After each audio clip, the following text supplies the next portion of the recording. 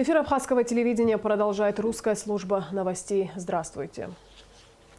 В Народном собрании парламента Республики Абхазия состоялось расширенное заседание Комитета по государственной правовой политике. Рассматривались законопроекты, инициированные президентом Асланом Бжани об усилении мер ответственности за незаконную добычу криптовалют. Предлагаем президентам изменения предусматривают многократное увеличение штрафных санкций, конфискацию оборудования и даже уголовную ответственность за незаконную деятельность криптоферм.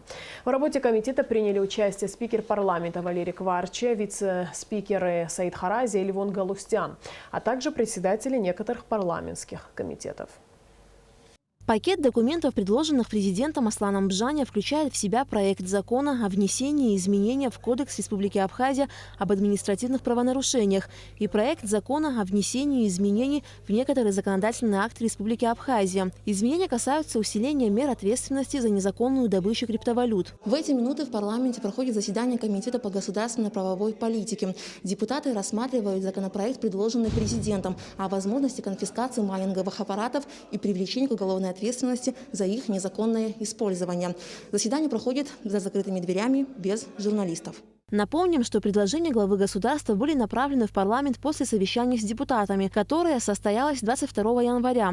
На встрече, в частности, речь шла о необходимости изменений в Кодекс об административных правонарушениях, а именно усиление мер ответственности за незаконную добычу криптовалют. Президент обратился к депутатам с просьбой поддержать их. Аслан Бжани попросил парламентариев не откладывать столь важный вопрос в долгий ящик и рассмотреть его как можно быстрее. Одними силами Черноморэнерго или МВД этот вопрос не решить. Нужна слаженная совместная работа, подчеркнул тогда президент. Вы очень хорошо проинформированы о том, что у нас сложилась тяжелая ситуация в энергетике. Меры, которые предпринимались, должного эффекта не дали. Требуется принятие дополнительных мер. Суть этих мер состоит в следующем. В части, которая имеет отношение к уважаемым депутатам, к парламенту. В понедельник мы будем вносить законопроекты и просили бы вас их поддержать, имеющие отношение к усилению мер ответственности в Кодекс об административных правонарушениях. Там штрафные санкции будут многократно увеличены за деятельность, связанную с незаконной добычей майнинга. Это первое. Там будут предусмотрены меры по конфискации оборудования и дополнительная мера, если это потребуется, если это будет рецидив, это мера уголовной ответственности. Документы поступят к вам в парламент. Это ваша прерогатива. Я хотел бы, чтобы вы это изучили и, не откладывая в долгий ящик, проблему рассмотрели. Силами одного ведомства, Черноморэнерго или Министерства внутренних дел, эту проблему решить не удастся. Здесь нужна слаженная совместная работа. В связи с этим я вас пригласил и просил бы вас в этом плане поддержать. После обсуждения в парламентском комитете по государственной правовой политике депутаты пришли к консенсусу. К какому именно, нам по телефону рассказал заместитель председателя парламентского комитета Каха Пертая. Изменения в административное законодательство предусматривает наличие нового состава административного правонарушения, в том числе за присоединение к электрическим сетям в целях добычи криптовалют, а также ужесточение мер наказания в виде увеличения штрафных санкций, а равно возможную конфискацию соответствующего имущества, оборудования при повторном уже аналогичном, скажем так, правонарушении.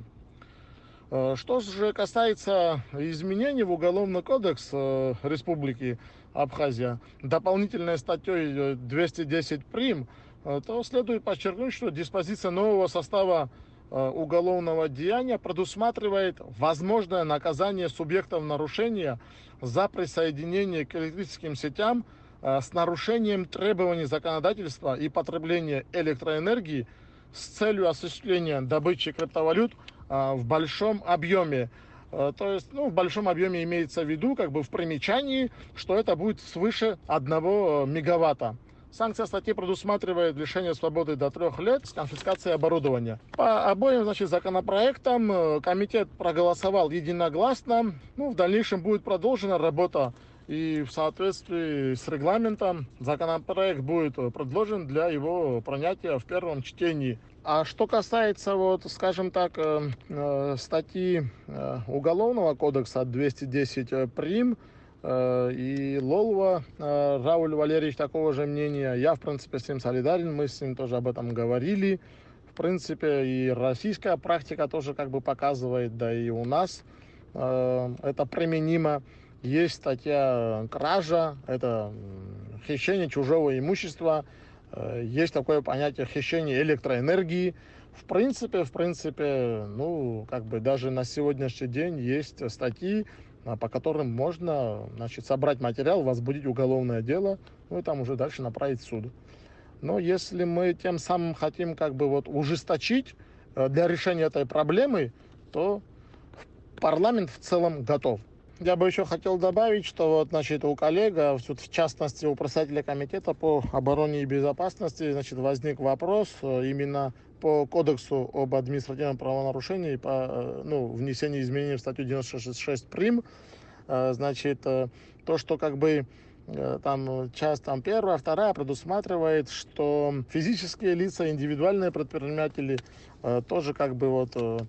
Ну, понятно, что за незаконное подключение будут наказаны и привлечены к административной ответственности. Но там вот сумма штрафов высокая. И как бы он мотивирует, раз мы говорим о незаконно добывающей криптовалют, то давайте мы будем решать именно конкретный вопрос именно вот по криптовалюте. Ну, как бы добавим 96 прим, добавим еще одной частью. Таким образом, законопроекты президента об усилении мер ответственности за незаконную добычу криптовалют будут рассмотрены на ближайшем заседании парламента. Алика Трапш, Тимур Гугохия, Абхазское телевидение. Сегодня на канале Абхазского телевидения прямой эфир, посвященный теме коррупции. Ведущий журналист Гарри Арестава. В Абхазию поступил очередной гуманитарный груз от Всемирной организации здравоохранения. На этот раз республика получила оборудование для организации видеоконференции. Новая техника будет распределена по лечебным учреждениям страны. Это оборудование для видеоконференции, как вы видите, которое может мобильно перемещаться, быть налажено в любой, даже и в том числе и в красной зоне, для того, чтобы медики получали как можно своевременно изменение всех протоколов лечения, новые данные, чтобы никуда наши медики не выезжали, а непосредственно на своих рабочих местах получали вот все то, что знает весь мир. Несмотря на снижение в последние дни числа заболевших коронавирусной инфекцией, в Абхазии сохраняется сложная эпидситуация. Кроме того, увеличивается количество тяжелобольных. В интервью нашей программе главный санитарный врач республики Людмила Скорик прокомментировала санитарно-эпидемиологическую ситуацию в стране. Интервью смотрите в рубрике «Амши Кушара плюс» сразу после новостей. В новом районе столицы открылся дополнительный пункт приема анализов на ПЦР-диагностику. Ранее здесь были проведены ремонтные работы за счет средств администрации города Сухум. О том, в каком режиме работает пункт, расскажет Шизина Ханагуа. Новый пункт приема забора ПЦР-тестов на коронавирусную инфекцию в новом районе работает каждый день с 9 утра до 11. В первый день пункт уже принял первых пациентов. У нас есть, слава богу, хватает материалов. Достаточно. На сегодняшний день, вот с утра мы уже приняли 13 пациентов. Пока вот смешанно идет. Так, чтобы сказать, один там взрослый, там нет. И все разные возраста. На данный момент пункт обеспечен всем необходимым расходным материалом. Здесь будут работать посменно 2 группы, которые обслуживают жителей Сухума и Сухумского района бесплатно. Нас обучали до приема, как это все делается. Вот с первых дней мы работаем, вот с прошлого года мая. Мы работаем вот так вот. Мы работаем каждый день. С понедельника по воскресенье ежедневно мы принимаем, меняемся сменами. Бак-лабораторию сдаем, они уже там делают, то есть данные есть, они уже созваниваются и говорят пациентам, какие у них положительные или отрицательные результаты. В данное время в Сухуме работают несколько пунктов приема ПЦР-анализов на базе инфекционной больницы и амбулаторного ковид-центра. Новый пункт приема забора ПЦР-тестов на коронавирусную инфекцию находится по адресу улица Аргун-1 в здании станции скорой помощи. Шазина Ханагуа, Ильдар Дамиров, Абхазское телевидение.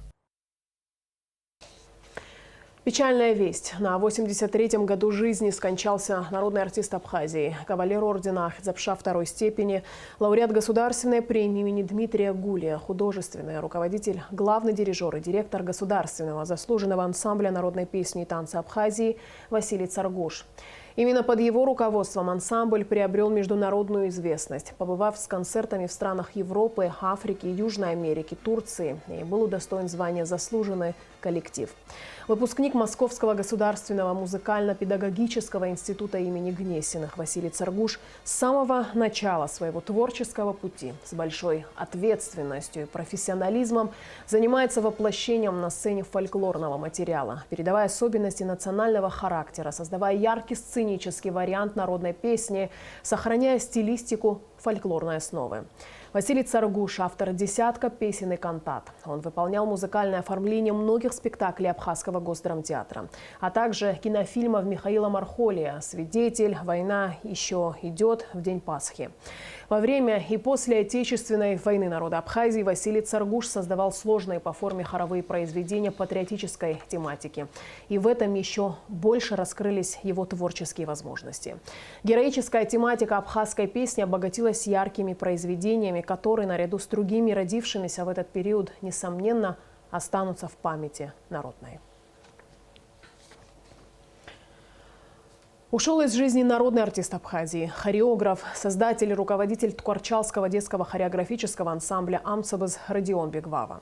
В соболезновании, которое выразила семье покойного Министерства культуры Абхазии, отмечается, что Родион Джергунович более 45 лет занимался танцами, посвятив свою жизнь развитию и популяризации абхазского хореографического искусства.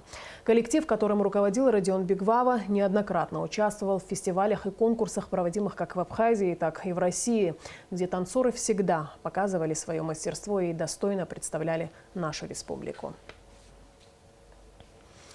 В связи с кончиной заслуженного деятеля науки Абхазии, доктора филологических наук, профессора Академии наук Абхазии, лауреата государственной премии имени Дмитрия Гулия и международной премии имени Чекубава, кавалера ордена Ахтзапша второй степени Лидии Платоновны Чкадуа, распоряжением временно исполняющего обязанности премьер-министра Владимира Делба создана комиссия по организации похорон под председательством президента Академии наук Абхазии Зураба Джапуа.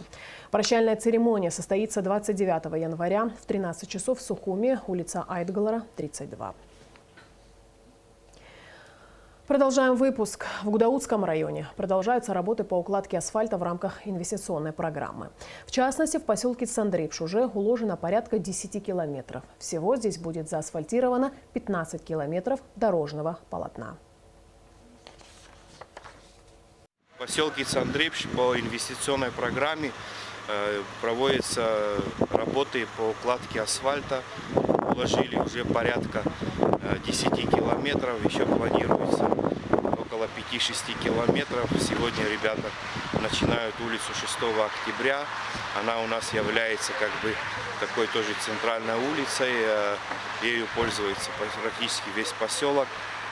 В общем, идет благоустройство поселка Цандрипш по инвестиционной программе. На прокладку дорог 15 километров планируется уложить асфальта по поселку Цандрипш.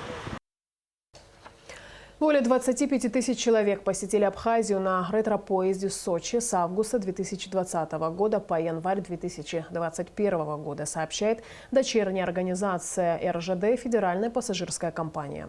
С начала года поезд совершил 6 рейсов в Абхазию. Новогодние праздничные дни маршрут поезда Сочи стал еще продолжительнее.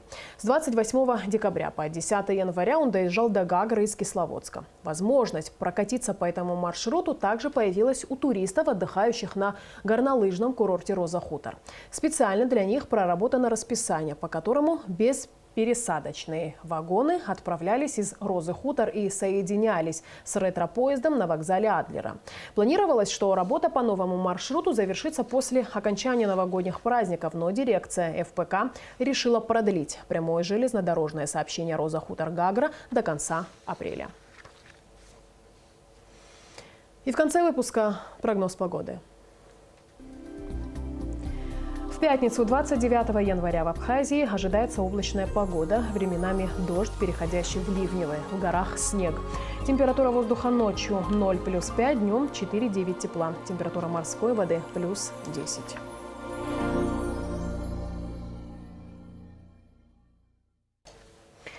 На этом наш выпуск завершен. Всего доброго и до встречи в эфире.